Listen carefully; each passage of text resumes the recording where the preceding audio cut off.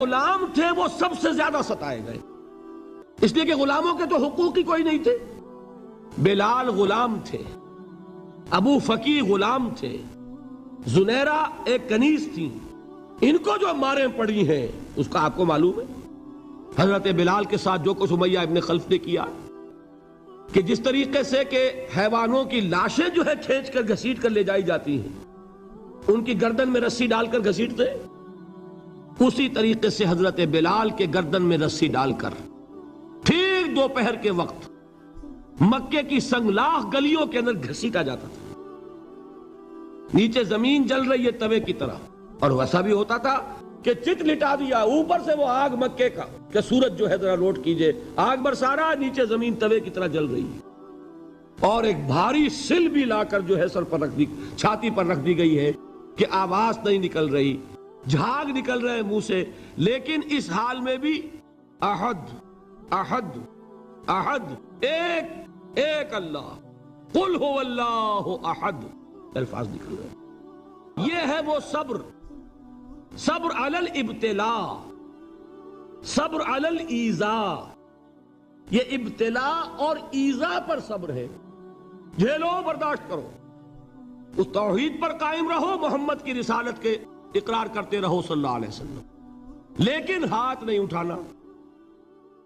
اب میں آپ کو بتا رہا تھا یہ تو غلام تھے، یہ جو تھے یاسر یہ حلیف تھے،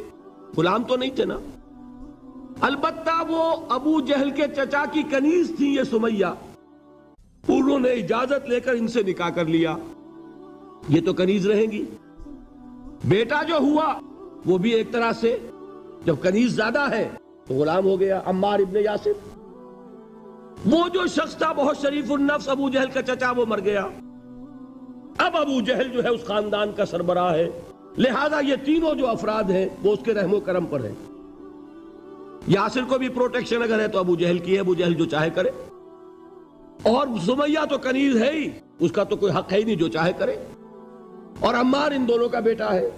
لہذا بدترین معاملہ کیا ابو جہل نے ان تین افراد کے ساتھ۔ حضرت سمیہ کے ساتھ جو کچھ کیا گیا ہے آپ اس کا تصور نہیں کر سکتے۔ بالآخر جو شہید کیا ہے حضرت سمیہ کو، ایذائیں دے دے کے، سسکا سسکا کے،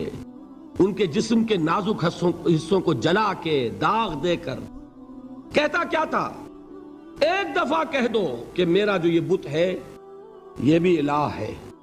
مان لو میں چھوڑ دوں گا۔ تنگ آ گیا، کسی طریقے سے ایک دفعہ کہہ دو پھر میں چھوڑ دوں گا۔ لیکن یہ میاں بیوی حضرت یاسر اور حضرت سمیہ رضی اللہ تعالی عنہما،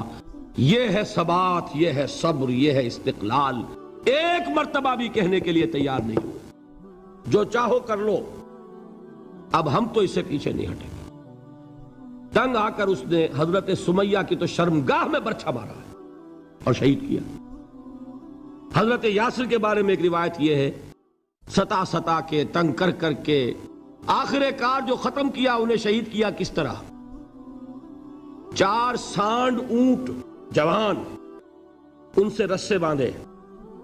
ایک رسے سے ایک بازو باندھا، دوسرے سے دوسرا بازو باندھا، تیسرے سے ایک ٹانگ باندھی، چوتھے سے دوسری ٹانگ باندھی، اور چاروں کو دوڑایا ہے کہ جسم کے پرخچے اڑ گئے۔ اس وقت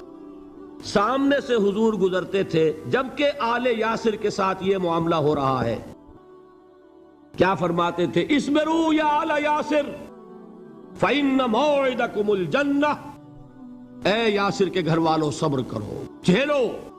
اس لیے کہ تمہارے وعدے کی جگہ جنت ہے۔ اللہ تعالیٰ ادھر آنکھ بند ہوگی ادھر جنت میں تمہارا داخلہ ہو جائے گا۔